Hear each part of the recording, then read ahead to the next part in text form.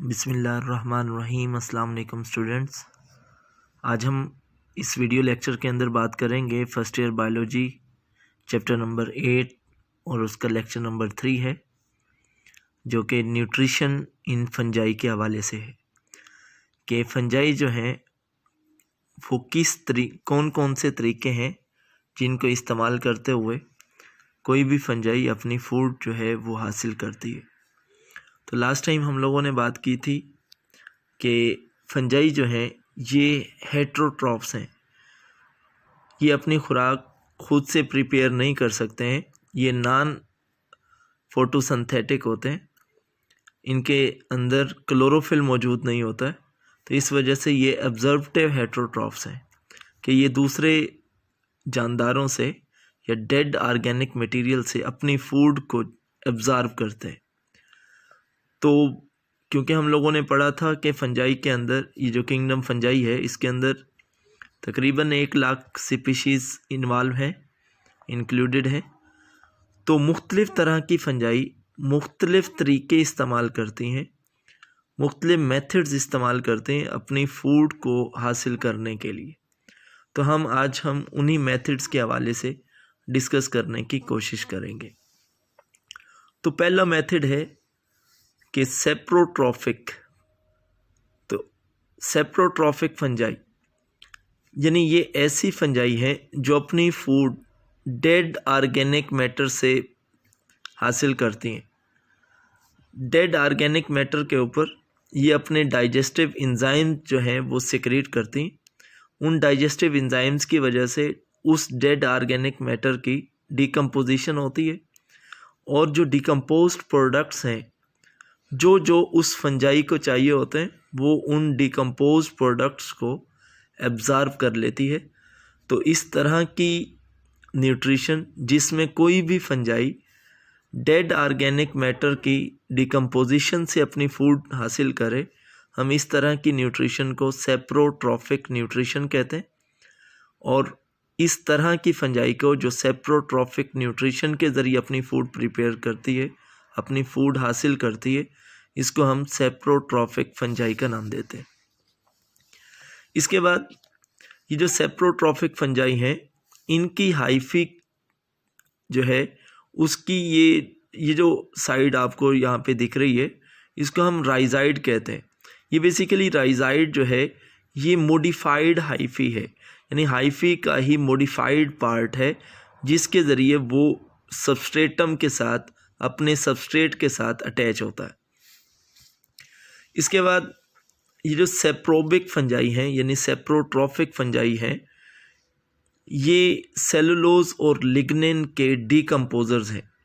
ये सबसे बड़े डिकम्पोजर्स हैं प्लांट के, क्योंकि उनके अंदर सेल वाल के अंदर सेलुलोज होती है और लिग्निन होती है। तो आप देखते हैं कि जब पौधे के मुख्तलिफ पार्ट्स डेड हो जाते हैं, वो पत्ते जो हैं वो ज़मीन पर आ जाते हैं, पौधों से टूट के आ जाते हैं, तो फिर उनकी डिकम्पोजिशन होती है। तो पौधों के सेल वाल के अंदर सेलुलोज और लिग्निन होता है। ये जो सेप्रोबिक फंजाई हैं ये ऐसे डिकम्पोजिंग एंजाइम्स डालते हैं उनके ऊपर कि जिनकी वजह से प्लांट के सेल की सेलुलोज और लिग्निन ये डिकम्पोजिशन हो जाती है इनकी, और फिर ये जो सेप्रोबिक फंजाई हैं ये उसी डिकम्पोज्ड मटेरियल से अपनी फूड को हासिल करते हैं। तो ये एक न्यूट्रिशन की टाइप हो गई जिसको हमने सेप्रोफाइटिक न्यूट्रिशन का नाम दिया। और अब हम बात करते हैं second type of nutrition which is the parasitic nutrition.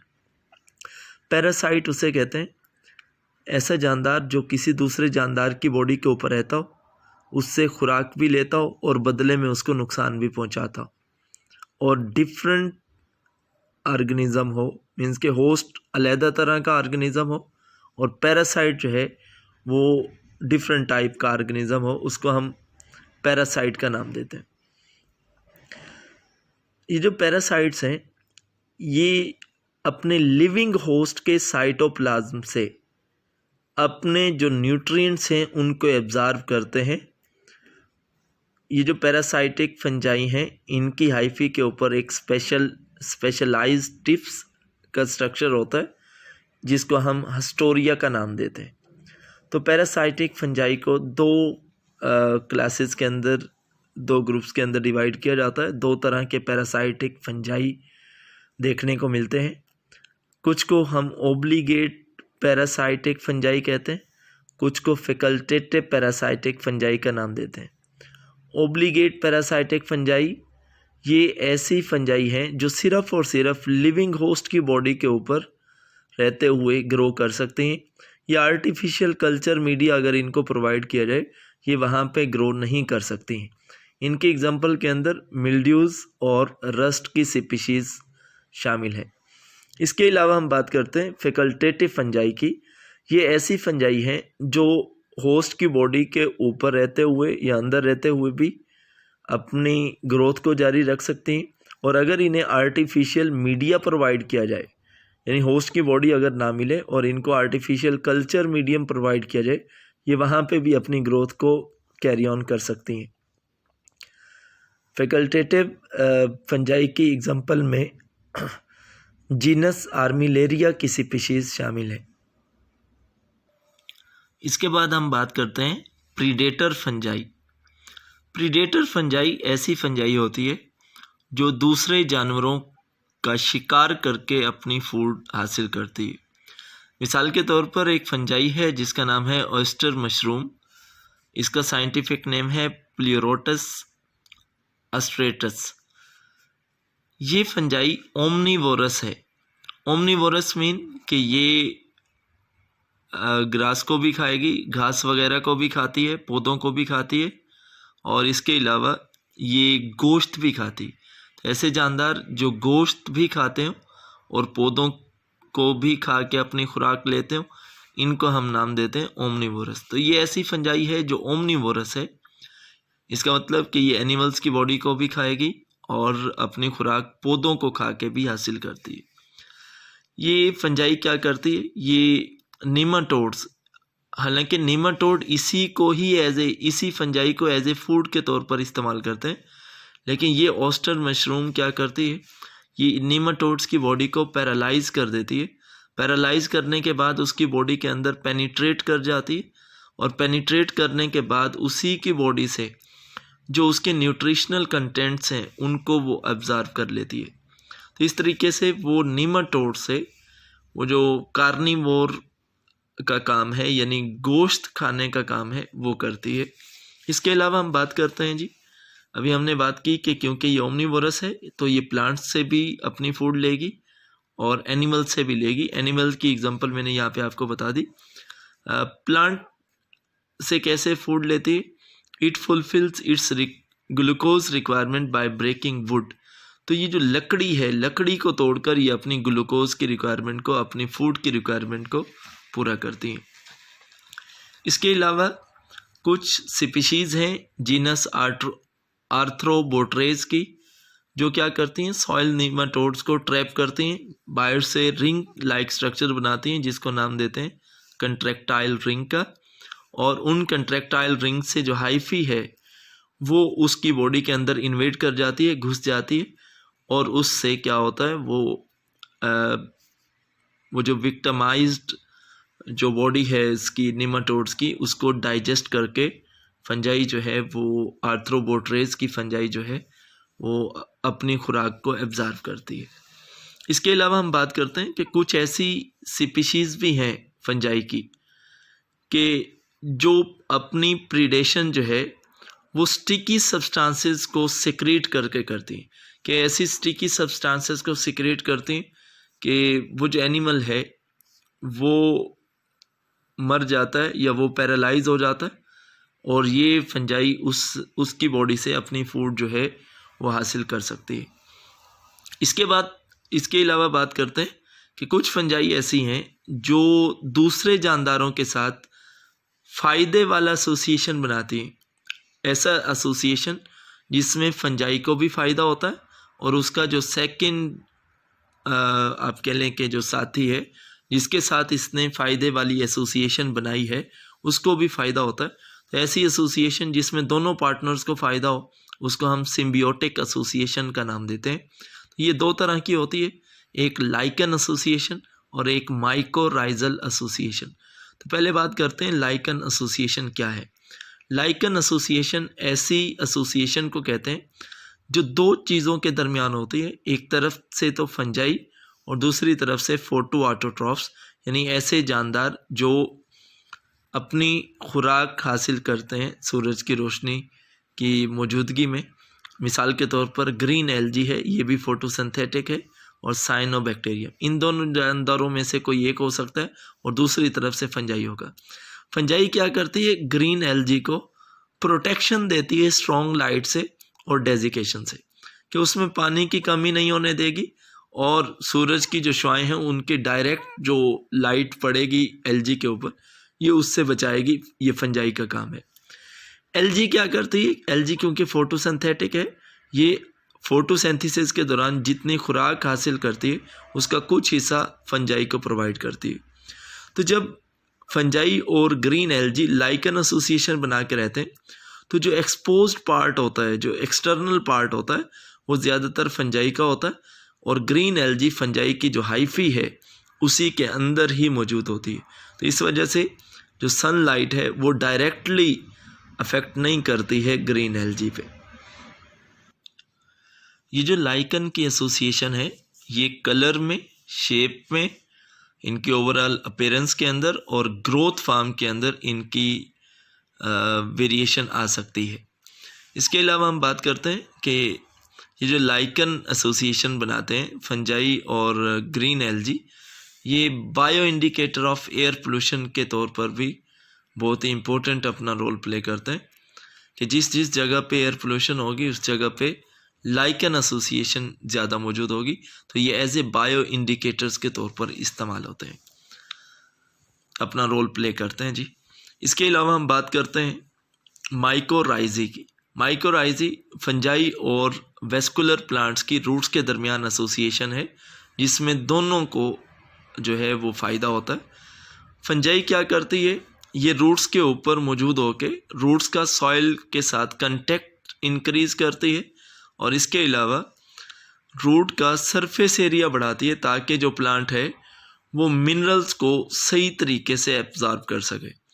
तो जब रूट के साथ फंजाई माइकोराइजल एसोसिएशन बना रही होगी तो रूट्स ज़्यादा अच्छे तरीके से सॉइल से मिनरल्स को एब्जॉर्ब करने के काबिल होंगे, और ये वो फ़ायदा है जो फंजाई की तरफ से वेस्कुलर प्लांट्स को पहुंचता है। और वेस्कुलर प्लांट्स क्योंकि फोटोसिंथेटिक होंगे, ये क्या करते हैं, जो फोटोसिंथेसिस के दौरान अपनी खुराक तैयार करेंगे उस खुराक का कुछ हिस्सा ये फंजाई को भी दे देते हैं। तो इस एसोसिएशन में भी दोनों को फ़ायदा होता है, तो इस वजह से हम इसको नाम देते हैं, ये भी सिम्बियोटिक एसोसिएशन है। तो जो फंजाई और ग्रीन एल्गी के दरमियान थी उसको हमने लाइकन एसोसिएशन का नाम दिया, और जो फंजाई और वेस्कुलर प्लांट्स की रूट्स के दरमियान है इसको हम माइकोराइजी का नाम देते हैं। अब ये जो माइकोराइजल एसोसिएशन है ये दो तरह की हो सकती है, एक को एंडोमाइकोराइजी कहते हैं, एक को एक्टोमाइकोराइजी का नाम देते हैं। एंडोमाइकोराइजी के अंदर क्या होता है कि फंजाई जो है वो प्लांट की जो रूट्स हैं उनके सेल्स के अंदर पेनिट्रेट कर जाती है, लेकिन एक्टोमाइकोराइजी के अंदर फंजाई सेल के अंदर पेनिट्रेट नहीं करती बल्कि सेल के दरमियान में ही एक्सटेंड होती चली जाती है, ग्रो करती चली जाती है। इसके बाद बात करते हैं कि इसी टॉपिक के आखिरी पैराग्राफ के अंदर कुछ ऐसे इम्पोर्टेंट फीचर्स बताए गए हैं फंजाई के, जिसकी वजह से वो लैंड के ऊपर सक्सेसफुली जो है वो सरवाइव करती है। तो उन फीचर्स को स्टडी करने की कोशिश करते हैं। पहला फीचर है कि फंजाई उस जगह पे ज़्यादा अच्छे तरीके से ग्रो करेगी जो मॉइस्ट हैबिटेट होगी, जहाँ पे पानी ज़्यादा होगा। नॉर्मली फंजाई तो हर जगह पे मौजूद होगी, हर उस जगह पे जहाँ पे डेड ऑर्गेनिक मैटर मौजूद होगा, लेकिन उस जगह पे फंजाई की ग्रोथ सबसे ज़्यादा होगी, बेस्ट ग्रो करेंगे जिस जगह पे ऑर्गेनिक मैटर के साथ साथ उसका जो हैबिटेट है वो उसके अंदर मॉइस्चर भी होगा, वाटर लेवल भी होगा। इसके अलावा फंजाई लैंड के ऊपर इस वजह से भी सक्सेसफुल है क्योंकि ये अगर कोई फंजाई को ड्राई कंडीशंस का सामना करना पड़ जाए तो इसके पास दो तरह की अडाप्टेशंस होती है। पहली अडाप्टेशन तो ये है कि ये रेस्टिंग स्टेज में रह सकती है, कि ये डॉर्मेंट कंडीशन में पड़ी रहेगी और जब फेवरेबल कंडीशन आएंगी तो ये ग्रो कर जाएगी। और कुछ फंजाई ऐसी हैं जो ऐसे स्पोर्स बनाती हैं जो रेजिस्टेंट होते हैं, मीन्स कि उन ड्राई कंडीशंस का उनके ऊपर कोई डायरेक्ट इफेक्ट नहीं होता है। तो जब फेवरेबल कंडीशन आती तो यही रेजिस्टेंट स्पोर्स या रेस्टिंग स्टेज जो है वो फेवरेबल कंडीशन में उसी से एक नई फंजाई जो है वो डेवलप होना स्टार्ट हो जाती है।